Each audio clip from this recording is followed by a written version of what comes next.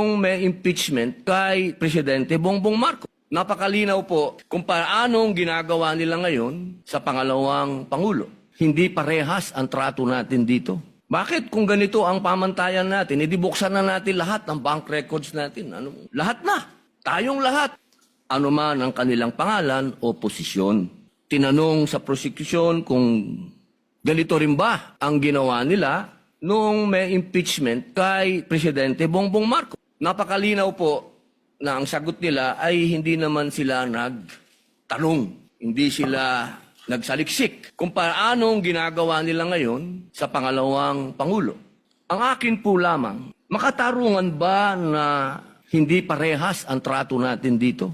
Dapat sana parehas. Kaya po, ang hinihiling ko sa atin, total naman, lahat naman kayo ay sumang-ayon na sa Freedom of Information Bill ko. Hindi pa nga lang nagsasubmit ang House of Representatives. Bakit kung ganito ang pamantayan natin, edi buksan na natin lahat ng bank records natin.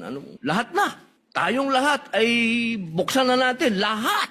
Para mapakita sa taong bayan na wala tayong kinikilingan dito.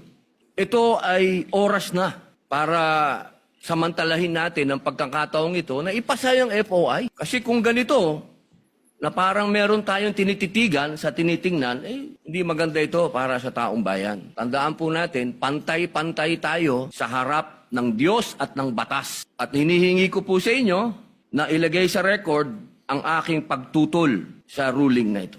Maraming salamat. For the record, there is a pending bill as well requiring all public officials